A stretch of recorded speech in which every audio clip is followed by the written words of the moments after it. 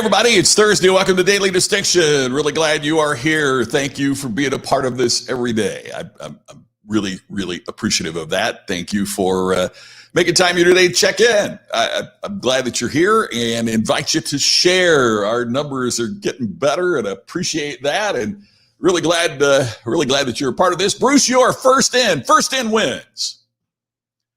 Bruce, because of you being first in today, I want you to know that you are the recipient of a 2020 Mercedes-Benz windshield, wiper, blade, box, label.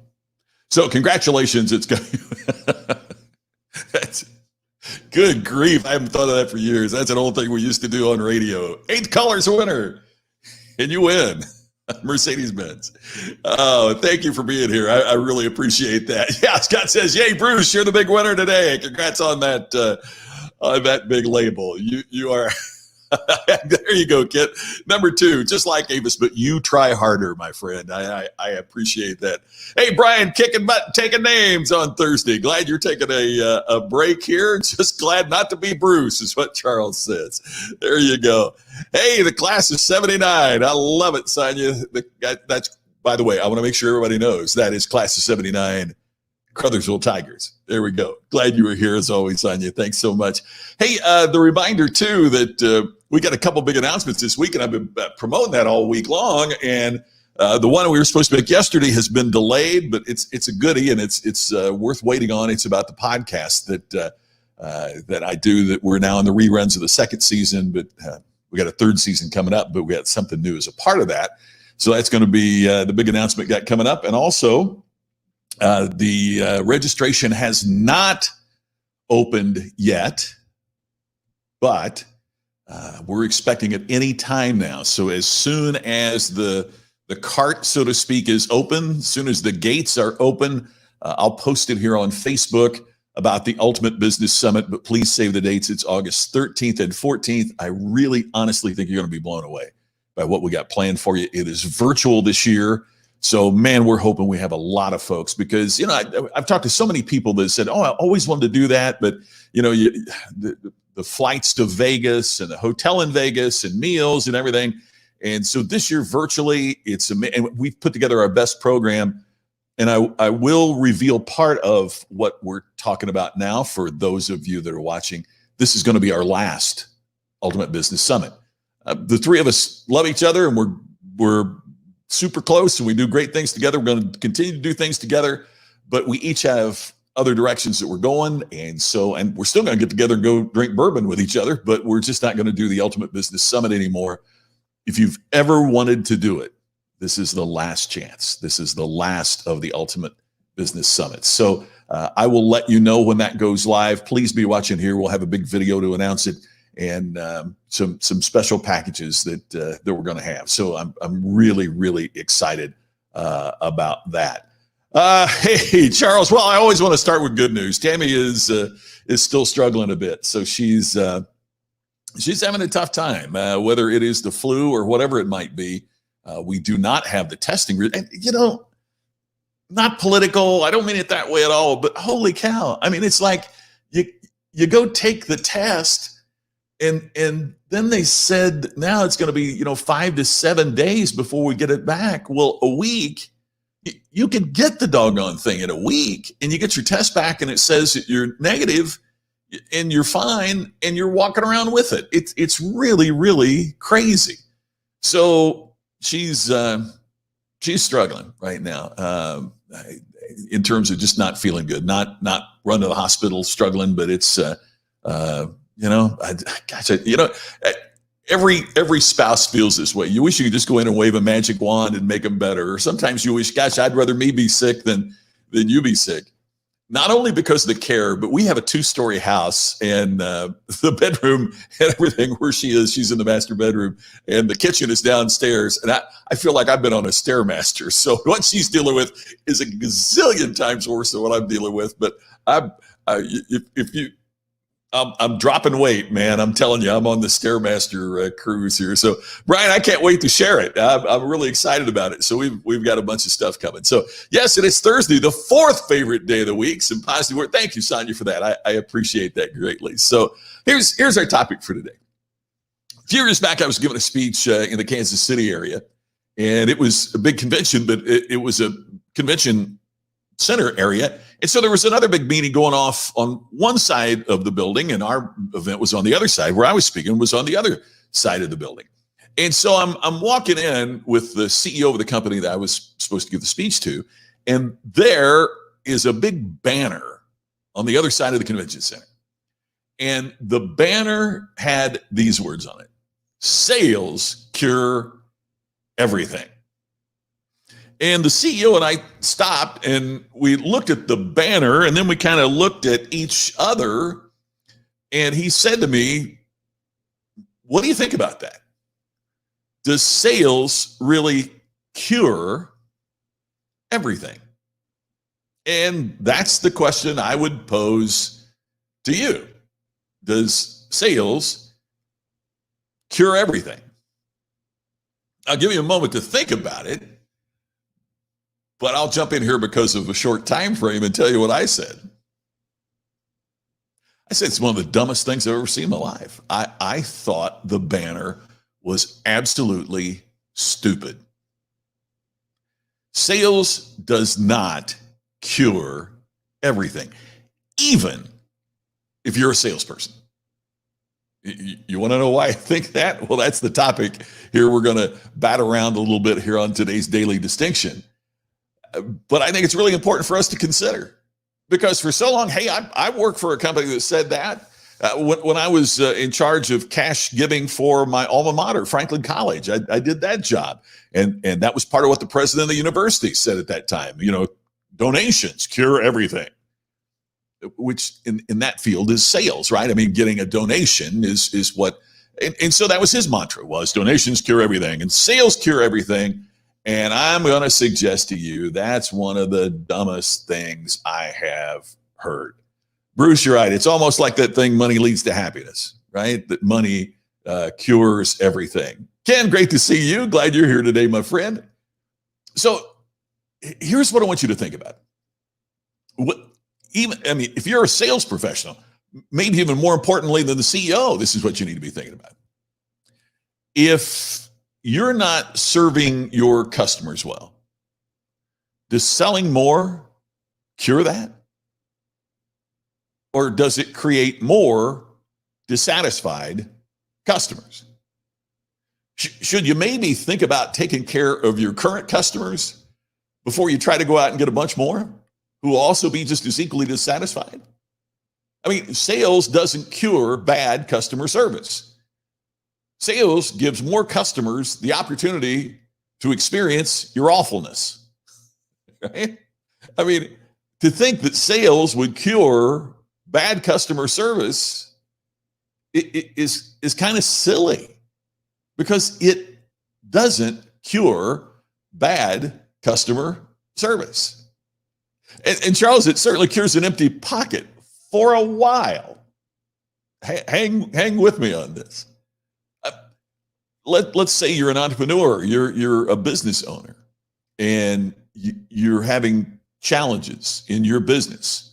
Will sales cure everything about your business? For example, if you can't keep good employees, does selling more keep your good employees? Well, you might say, hey, if they're in sales, it might, because their commissions go up, things get better, but does it really? If you've got a rotten culture where you work, does selling more cure that? And in fact, in some situations, doesn't the push for sales alienate some of those that you need to be serving? Sales doesn't cure that.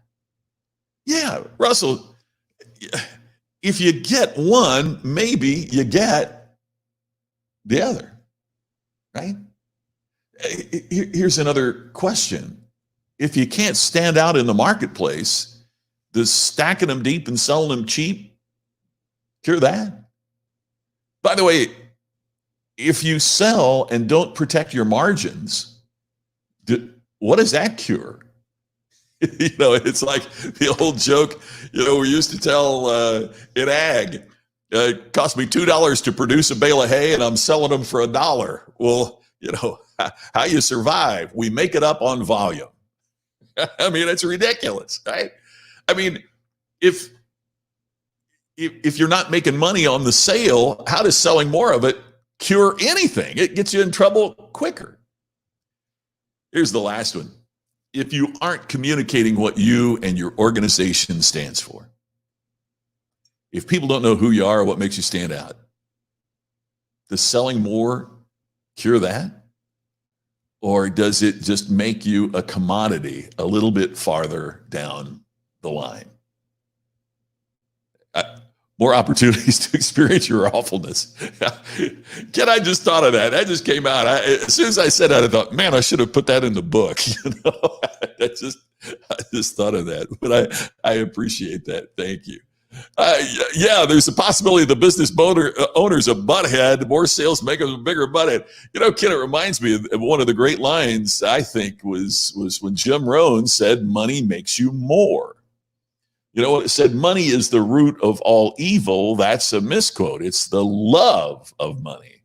And if you talk to people who speak the original language it was written in, it's not just love. It's the passion. It's the greed for money.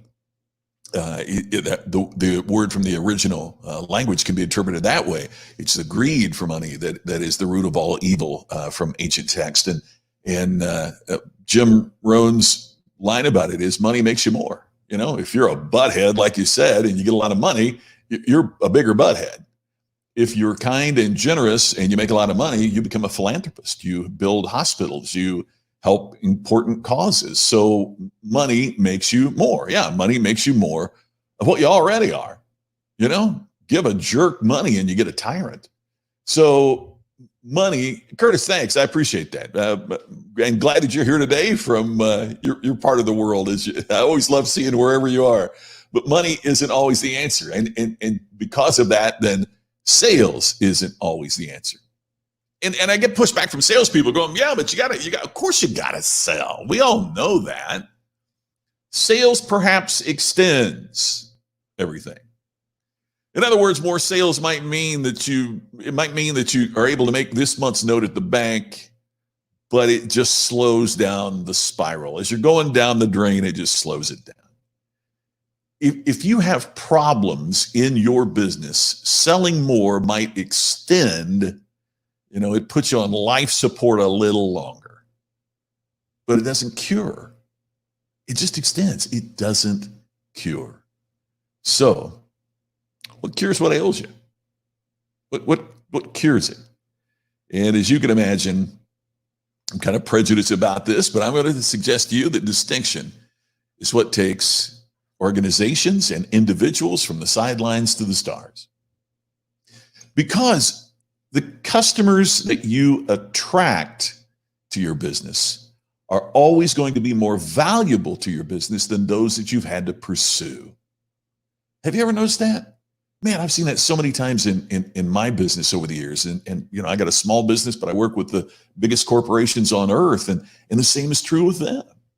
And that is by creating distinction in your own business, by standing out and being who you are and following those principles, you attract customers. They want to do business with you. And therefore they stick with you and they work with you and they deliver for you. But those customers, you have to knock on their door 50 dozen times, and they good grief, they spam you on LinkedIn. Who was it? I just lost it. A friend of mine posted, and Larry Wingett and I played this game too. Is you accept somebody on LinkedIn, and then you count how long it is before they send you a spam sales call without any knowledge of who you are, what you do, or anything, right? So, where's the loyalty there? Where's the engagement there? Why would you want to stay with that? If they've had to beat you into submission to get you to buy, what's the amount of loyalty and engagement that you're going to have as a part of that. Yeah, can we? Yeah, we do. Yeah, you're absolutely right. Curtis, you're on a historic Route 66 in New Mexico. Oh my goodness. My brother-in-law, Tammy's brother, lived and worked in Albuquerque for many, many years. And man, that I've been on YouTube, and it's so funny. I've watched some of the, if you go on YouTube, they've got some of the reruns of the old television show in black and white, Route 66. And, it just takes you back in time before there was an interstate. The Route 66 was how you got across the country. And you see those two guys in a Corvette convertible. I always thought that was so interesting. They had to stop and work places to make money to keep going, yet they pull up in a beautiful Corvette. I've always thought that was one of the strangest things about that show. But gosh, what a historic and beautiful spot you're in. So distinction is going to take you to the next level. It can take you to iconic, which is the ultimate level.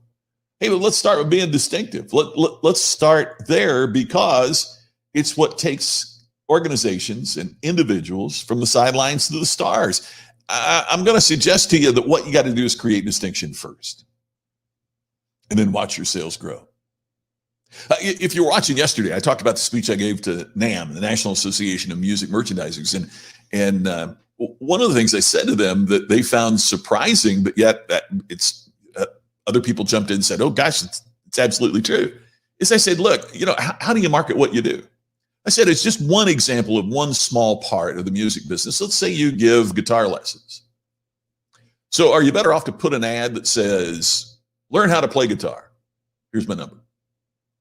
Or are you better off to say, if your favorite guitarist plays Southern rock and you'd like to learn how to play Southern rock guitar, I can show you how. Or if you like to play like Keith Urban or Vince Gill or Jimmy Olander, you're into country picking. And see, those people are more attractive. Or are you better off to say, rather than I give guitar lessons, are you better off to say, do you have a guitar in your closet that every time you look at it, you think, man, I wish I would have learned how to play it? I give guitar lessons to people that have a guitar that's been sitting in their closet for a while. That is clarity. See, we think that the more that we can offer, the more that customers are going to want us and find us. When in fact, when we narrow it, that's when we become attractive. And the customers we attract will be always more profitable and valuable than the customers that we've had to pursue. Hanging out at Guitar Center and waiting for people to come out with a new case and then jumping on them like an ambulance chasing attorney is not the way to grow your business. It's attraction to the business. Hey, Weldon, always great to see you, man. I'm sure glad you're here today. Ted, you as well. Thank you for taking time to be here today. Oh, you are so right. Oh, Oatman, Arizona, the Burros. Wow. Ken, that's something I've got to do someday. I've been on parts of Route 66, but it's always one of those things in your mind. You think, man, I'd love to just take that drive that has so much history. I do have a picture, though, of me standing on a corner in Winslow, Arizona. Although no girl, my lord, in a flatbed floor. My tang got tangled there. In a flatbed Ford, slowed down to have a look at me. I didn't even see any girls in flatbed Fords. Anyway, if you're an Eagles fan or a Jackson Brown fan, you know exactly what I'm talking about there. But the point I really want to drive home to you is simply this: create distinction first. When you do that, sales follow. One of the things that I've said forever, and I share this with my great friend Bruce Johnston of Two Dogs Social, is mind share precedes market share. If people aren't thinking about you, they're not doing business with you. And you can't create mind share on a generic. You can't create mind share on a, hey, whatever you want, we do all things to all people. What creates mind share is when you do something very specific. That's what attracts people. That's what drives people. That's what makes an absolute difference. Oh, Randall, I should have known that you were going to point that out. That's true. Route 66 is the Will Rogers Highway. Absolutely. We went down there several times. We lived in Vegas. Very cool. With creating distinction, you still, yeah, Charles, as I said earlier, yeah, you gotta have some sales to keep the door alive, to keep the door open, keep your company alive. It is not negating at all. You are exactly right that sales, you can't shut down sales. But to assume that, boy, if we sell more, everything's going to be fine, that sales cures everything, that's what I've got the objection with. That it doesn't cure anything. Brian, and you make such a great point. Yes, it matters more than anything today. And you're right. Customers are smarter than ever before. And here's the other thing. Customers have access to more reviews and evaluations and the thoughts and feelings of other customers than they've ever had before too, right? I mean, we had a okay, Tammy and I bought bikes. We bought these used bikes, right? We found these used bikes online here in Vegas. And so she and I went one place, and they had a female bike for sale. I found a male bike for sale. So we bought these used bikes because we didn't want to spend the money on new bikes because we, didn't know, and particularly with summer coming in Vegas, it's only 101 right now. So it's a cool day.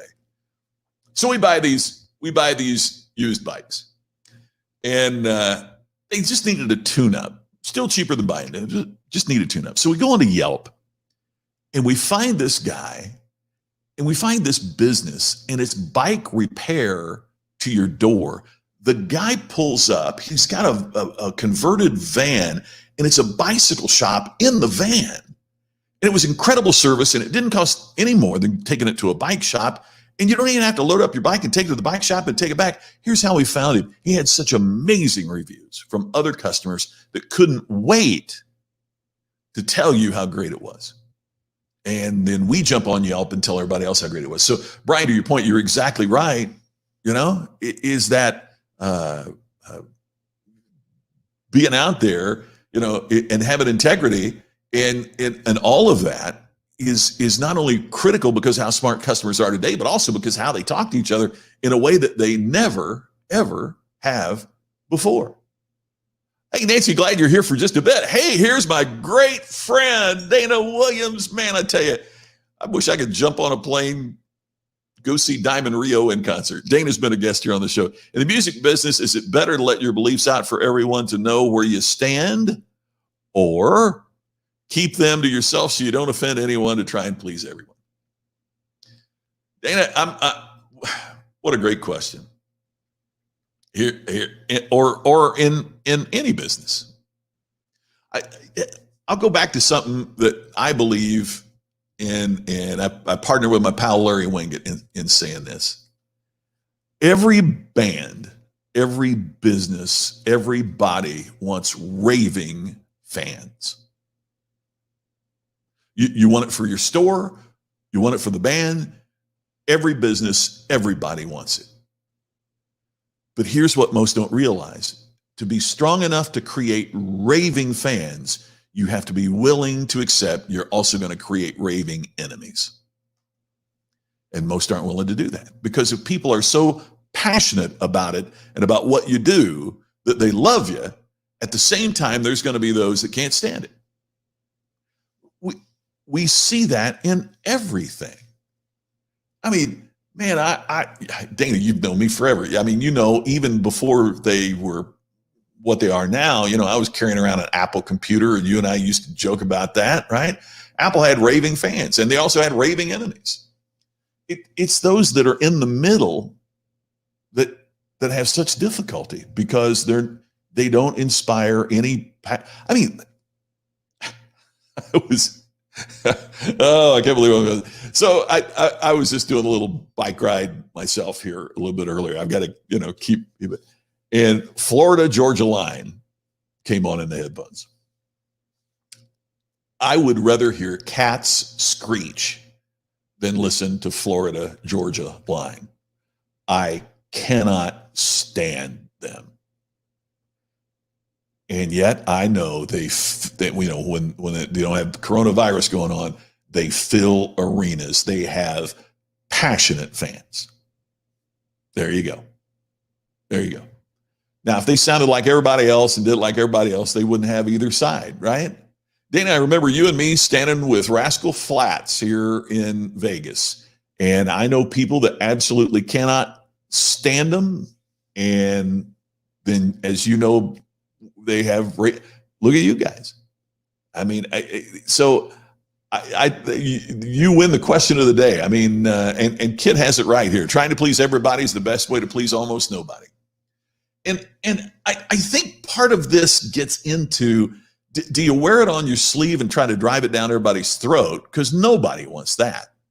But if it's clear about who you are and what you stand for, then you attract raving fans. See, for example, Ken, you disagree with that? Man, I'm telling you, there's at least one son. I'm telling you, they are. Anyway, but you get the point, right? They don't need me to like them because for their audience, they're killing it, right? They don't. I'm not their target market. They don't need me. Matter of fact, they're probably better off if they don't have me. That's part of it. Now, again, I don't want to. We don't need to jam it down anybody's throat. That's where we even turn off those who would be predisposed to like us. But when we stand for something and when we're clear about it, that's it. Hey, here's my old friend Roger Folks.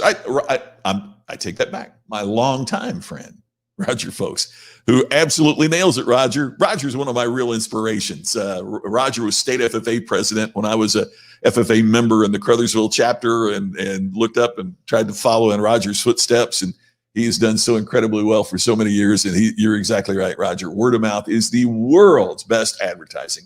You can't beat it. Brian, you got it right. Do you win the sale now or lose the relationship forever? And there are so many people that are trying to just win that sale now, and relationship be damned. They just want to win it now. And that doesn't work. Exactly right, Ken. If you don't have haters, you're not doing enough. And Ken, that is why we don't want to hear you right now. Oh man. So let's review what we talked about today. The saying is sales cures everything, but does it? I don't think so. If you're not serving your customers well, selling more doesn't cure that. If you can't keep good employees, selling more doesn't cure that. If you're not standing out in the marketplace, selling more doesn't cure that. If you're not communicating what you and your organization stands for, just having more sales doesn't cure that. All it does is mean you circle the drain a little bit more slowly. What cures your organization? I think it's distinction. It's what takes you from the sidelines to the stars. When you stand out, sales will grow. So, hey, at least we agree on that, friend. Got to put the plug in too for the Ken and Glenn show with a guy named Scott every Sunday at 8 o'clock Eastern. Hey, Dana, great seeing you, my friend. I miss you, pal. We can't wait for this thing to be over. I need to go to a great Diamond Rio show. And I want to thank everybody for joining in today. This is always my favorite half hour of the day. Thank you for your kind wishes for Tammy as well. I appreciate that so much, and that helps too. So thanks for the good vibes. Thanks for being here. Thanks for being a part of this, and appreciate it, pal. All right, we'll do it. And hey to Deanna as well. Thanks, Nancy. Glad that you're here. Thank you very much. And everybody, I'll look forward to talking to you again tomorrow. Same time for the next edition and special announcements. I promise we're going to have something on Ultimate Business Summit coming tomorrow. I look forward to talking to you tomorrow on the next Daily Distinction.